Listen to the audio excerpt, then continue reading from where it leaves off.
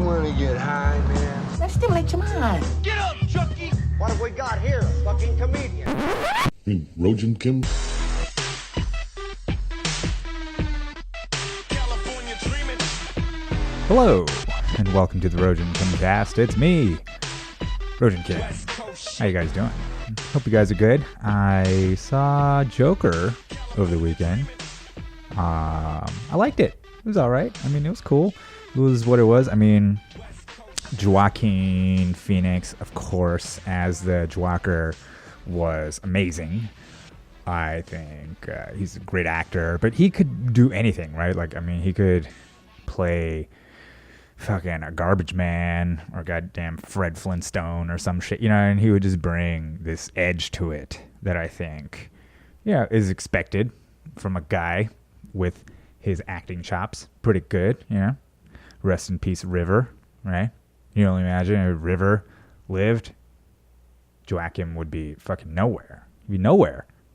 Do you think there is like some weird Cain and Abel shit? You think they were like at the Viper Room partying? He's like, and Joaquin was like, here, have some of this, River. Have some of this ecstasy or whatever. And then River, next thing you know, is face down, fucking Sunset Boulevard. Joaquin is the Joker. I mean, you know, okay, I should stop that. Joaquin was Joker. He was great. Obviously, the movie I felt was, I mean, not just me, but it's Todd Phillips, the director, literally said it's Taxidriver and King of Comedy and Modern Times and Dog Day Afternoon. And, you know, there was influenced by all these 70s movies. And he hooked up with Martin Scorcese's, like, production point person in New York. You know, you get all the New York shit and you get all the stuff. And there's even an article where Marty was like, I love the script, but I'm fucking doing The Irishman, you know. And then Martin Scorsese, in another interview, was saying that, like, Marvel movies weren't cinema. Or he's like, it's not the cinema of human beings trying to convey psychology and emotion to other human beings. Which is true. I mean, Marvel movies, all superhero movies are inherently melodramas. They're about gods, you know what I mean? They're not about people. They're about actual people. So you're not playing people, you're playing ideas. You're playing characters, these gods. I mean, human beings on screen, yes, are not real. They're constructs as well. They're characters, but as representations, they are supposed to reflect actual humanity. I'm talking about like just like realistic dramas and comedy, whatever. Just like things that aren't of a supernatural nature. You know, even sci-fi, some of it is supernatural and some of it is humanistic, you know, and some of it's in the realm of possibility. And that's sort of where we are. What the fuck did I just say? Where we are. Like, I just mean like Star Trek, Star Wars. Look at the difference between the two of them, right? Star Wars has the Force, which is just a magical chi thing. I guess you could kind of like, I don't know, make up some science about it and say, you know, we're just midichlorians and whatever, but it's all just gobbledygook, right? Like, whereas Star Trek is trying to stay within the realms of our physical universe. Like, it's supposed to be Earth, this universe with the laws. You know, there's no super powered beings unless they are alien or, I guess, supported by science in some ways. But anyways, I digress. People are really upset because they're like, Martin Scorsese saying that Marvel movies aren't cinema. Well, you haven't felt like I felt during Endgame, where, you know, just, like people crying, Kevin Smith crying, Joss Whedon, everybody's like, because they love comics. And yeah, okay, listen. What you're talking about is the emotion that the human beings who are the creators are conveying to the human beings who are the audience members. That's a given. And that's why he's saying it's like a theme park. That's why he's saying it's like a ride. It's a fantastic, you know, it is doing that. But he's talking about on screen, the cinema of real people. That's what he's saying. He's saying on screen, it's not real people doing stuff to real people, which is true, right? So Joker is exactly the same. Joker's so realistic. It's about Gotham. It's about how, like, Joker's a real person. And I guess that's true, but in essence, he is a criminal psychopath mastermind who's just murdering people and eventually will go on to create a toxin that leaves a smile on your face as you die. Like, that's what he's going to go do. We know this. He's going to kidnap Batgirl shoot her in the spine, paralyze her, like string her up and take naked pictures of her, I mean, if we're following the Joker canon, right? This dude, this brilliant, performance, this pained and deranged man is going to go do these awful things, really. Or even if you just stick to the movies and he's supposed to be like Jack Napier or whatever, which doesn't make any sense if he's Arthur Fleck. Like, none of it actually makes sense, right? It's its own universe. So if it's its own universe, we can still say that comic book canon applies in terms of where Joker could go. You know what I mean? Like, this character, the Joaquin Joker, could go on to do the Killing Joke. Joke? All right. Well, so anyways, it was a great time. Good movie. Super derivative. I mean, it's so obvious. There's so many. It just like almost could. It might as well just have said, "Remember Taxi Driver," or just played clips of Taxi Driver. Just so you'd be like, or just been like, just go watch Taxi Driver. It's a way better movie. Because if you think about Taxi Driver, it's a similar premise, right? The idea of a young man, a man who's an outcast, kind of antisocial, not quite adjusted, but sees society as needing some kind of cleaning, or just something one day a rain's gonna come and wash over it. And that's not actually Arthur Fleck. Arthur Fleck is more like, he wants to put a smile on people's face, but he's also batshit crazy because he's been fucked with in the head and all this stuff. So you got all that. Travis Bickle, on the other hand, doesn't have the advantage of fucking 60 years of canon, you know what I'm saying? 60 years of comic books, TV shows, things that sort of add to the idea of who Joker is, to inform the idea of this character, and really everybody knows who this fucker is. Like, nobody knew who Travis Bickle was when the movie came out. It was just some guy. For all we know, this could be actually a guy who lived in New York, which is probably terrifying, even more terrifying, right? Like, it is because he's a real person, He's conveying, he's trying to convey love. He's trying to do even the fucking iconic scene of him putting his fucking finger gun to his head, and pulling the trigger. He's all blood soaked. And that's right when the cops come in, which, Joker also references. All that stuff is sort of what laid the groundwork for this movie, Joker, to even work. So because of that, you'd see that fucking Martin Scorsese is allowed to say whatever the fuck he wants, man. He's fucking, it's cinema. It's he can say what cinema is and isn't. Joss, all right? Fucking how about making some more movies with people in them, huh? I mean, you did, I guess he did the Shakespeare one. That was cool. But then, I don't know. I'm not saying one is better inherently or the other. It is what it is. It is what it is. And we're in a stage, I don't know. So right now, we could call up anything that ever existed at any time. And that's never been possible, So it's really easy for things to be derivative. Like, everything is derivative because we're all playing this memory game right now, right? Like, a lot of nostalgia. A lot of sort of like, hey, like the Member Berries, South Park, So it's super easy to be derivative. And it's super easy to so watching Joker, a part of me couldn't help be like, fucking Martin Scorsese, like, brought to you by Martin Scorsese. Like, none of this could exist. It's just the Scorsese's Joker is essentially just executed by Todd Phillips. It was hard to see what Todd Phillips brought to the table except just, I'm the guy who's going to do it, because why not Scorsese? Why not fucking the actual guy? Imagine. But then he wouldn't want to do it because he's already done that. Why would he want to do this when he's already done that? Right? Why would he want to do? See, I wonder how much it got under his skin.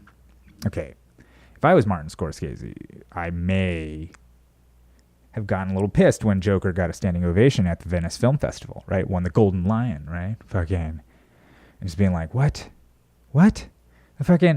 That movie is just a ripoff of my movie.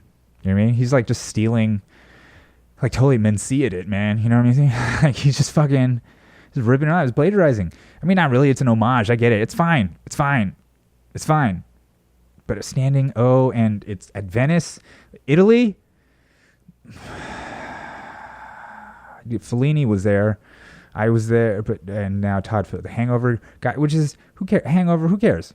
Sure. I've had some stinkers. It's not like I boxcar birthed that. No one remembers that. It's fine. Look, it's fine. It's fine. Who am I to judge? But the fucking Golden Lion for a movie that's my movie, my movie. It's like I should be getting it. They should be giving me the gold. Like the winner of the Golden Lion goes to Martin Scorcese. They should have said, like because he's the one. Anyway, so you can understand from that point of view, but maybe he's also being crafty. He doesn't want to fucking burn all the bridges or whatever. Maybe he wants to stay in the WB, the Warner Brother universe, the DC, and so he's like, fuck Marvel, those movies ain't cinema, right? He can't come out and say like Joker is a fucking ripoff of my. I mean, come on, what the fuck? Like, I should be getting paid. What I'm saying? Like, what? Todd Phillips is a second unit director at best. Unit B. I'm saying, B squad. Like, are you fucking. All right. But Scorsese's classy. You know what I'm saying? He's classy. He's a classy guy. Plus, maybe he's a WB's got a thing. You don't want to piss off WB. So he's like, fuck it. Fuck you, Disney. Going after the mouse. Fuck them. What have they done for me? Fuck them. So maybe I don't know. Maybe that's what happened. I don't know. I'm rambling on and on about the Joker movie. It was worth watching. But seriously, just watch Taxi Driver also and King of Comedy. And, go on a Scorsese binge. And then think to yourself, this man who made these movies before time of massive commercialization, massive, the amount of information, like I was saying before, we could look up any movie anytime, look up shots, look up anything. Scorsese didn't have that. He had he watched hours and hours of movies in the cinema and then fucking remember that shit, and then that's what he was using. You know what I mean? Like Tarantino is a ripoff of Scorsese, but he's just a better ripoff. You know what I'm saying? He's like good enough so that he made it his own thing. Todd Phillips, I don't know. And is that? It's not wrong. This is my opinion. It's my opinion, of course. But hard for me to be like, this is what he brought to, this is what he brought. Aside from putting it together, being the DJ, I couldn't get a sense of who the DJ was. Like Tarantino is like a DJ. Like he's a DJ putting together but he also has his own thing. He loves feet, whatever. You know what I'm saying? Like he has got his own thing, which is also makes it his. So I'm okay. Then it makes me okay. I can see that it's derivative. I can see what he does is derivative, but he's self-conscious and he is taking ownership and doing something new, trying to do something new with it. And I can see that, and I think that's great. Shit, Todd Phillips' Joker, it was like, okay, I could see what he's doing, but I have no idea why he's even there. Why is he even there? Why Marty could have called it in. He could have fucking just done it through Skype or something. He could have done this movie. He could build a little AI, Martin Scorsese AI, that could direct the movie for that. And be like, put the camera here. We're gonna do a dolly shot. Be like, all right. I saw another movie this weekend. Bunch of movies. I saw Midsommar, which is nice. I liked it. I was afraid it was gonna be too long or whatever. I didn't like Hereditary. See, it was weird. Everybody really seemed to like it, but I didn't really like it. I don't know why. I think I wasn't too into the main actor dude, and I kind of didn't care if the twist at the end is that it's all. Am I ruining the movie for anybody? Probably. It's all real, and you think it's not, and then it is, and I don't know. It wasn't, but this one I liked. This one a lot. It was really weird. Also, one could argue derivative. The influences were clear. A lot of Bergman. It's like a Swedish. There's like this group of kids going to Sweden, but like this weird northern part of Sweden where there's this pagan ritual going on, and they're all invited to come, and it ends up being like a horror show, and just fucking, and it was not, that was like not even a good explanation. You really should see it if you haven't seen it. Great a lot of mushrooms, taking, a lot of mushroom taking, which is interesting. Nice payoff at the end, I thought. And great acting. The acting camera work was really good. And you could see the influences. Definite Bergman influence. Definite, what's that fucking movie? Thin White Ribbon. It's a German director. God, my cinema. I forget all the cinema. But it, like, the influences are clear. Really good, like a Wicker Man type thing vibe going on. A lot of stuff, a lot of you could really, but also he made it his own thing. Ari Aster made it his own thing. Camera work, it was very like deliberate and had you could tell like there are certain shots that were designed to push the story ahead or the spirit, the energy of this story, shit like that. Good stuff. Highly recommend it. It's Rojan at the movies. This is what's going on. This is what I'm doing. Okay, so I wanted to talk about, be relevant, be out there. That's what I wanted to. Hey, I'm out there. I'm at Midsommar. Yeah, that movie came out months ago. So here's my review of 2 movies. One that just came out and one that came out months and months ago. And here, I'll throw in Once Upon a Time in Hollywood as well, which just came out. Also, derivative, Fellini. Ooh, Altman. Just like you could just see the rich, beautiful cinematography, gorgeous, like sunlit. Use of the sun. Midsommar did a great sunlight. It's like mostly summer because up north in the Sweden area, it's only dark for like 4 hours or some weird shit. So everything's fucking bright all the time, brightly lit. Great, good stuff. Once Upon a Time in Hollywood was exactly like that, except it was a rich golden, sort of warm California sun. Fucking shots of like just my neighborhood, my literal neighborhood that I'm in now, like fucking set up in the 60s. A lot of people were bored. A lot of people were bored. I don't blame them. Not to everyone's taste. It's definitely like a dude's movie in a way. For some reason, like dudes, I don't know how else to describe it, but dudes seem to really like it. Everybody else, not so much. But whatever, man. I mean, I liked it. I guess I'm a dude. Is it because it was violent to women, ultimately? Justifiably violent toward women? No, it was much more than that. There's a humanity to it that I really liked. There was a slickness to it, but a fakeness too. Fake and real at the same time. Hilarious. That hilarious LA thing captured the spirit of a place that I grew up in, and obviously Tarantino did too, and of a person who's trying to get along there. I don't know, I enjoyed it. Anyways, that's another example, another movie, derivative, but also its own thing. So it's possible, Todd Phillips. I don't know what I'm gonna do. I'm basically just yelling at Todd Phillips to get his shit together. Or no, I applaud his direction. Good for you, buddy. Like, he needs me to. This is what sucks about movie reviews and being a critic or whatever. What have I done? I just went to film school. Who gives a fuck? Right? And I just paid $20 for AMC to watch a goddamn movie. What did I fucking do? Who cares? But honestly, though, just fucking watch Taxi Driver, man. Taxi Driver and King Comedy, those two together, you'll be like, that is Joker. Like, then in some ways, I'm like, was this movie necessary? Was it necessary? But is anything necessary now beyond maybe stopping the wars overseas and fixing the infrastructure of this country, ending the drug war, giving health care to millions who need it, children starving everywhere. But beyond that, what do we need, right? What do we really need, guys? You know what I need? I need you to follow me on Twitter and Instagram, guys. Follow me on Twitter and Instagram at Rojan Kim. Go to my website, rojankim.com, just to find the Rojan Kimcast. Find this podcast wherever podcasts find you. So Stitcher and the Libsyn and the Apple and whatever the fuck. Just Rojan Kimcast, I'm on there. Please subscribe, review, like if you can. And thank you very much for listening. This was just a rambling mess, maybe? I don't know. It's a movie. Somewhat. I talked about cinema. It was a cinematic podcast, okay? Podcast about movies. All right, guys.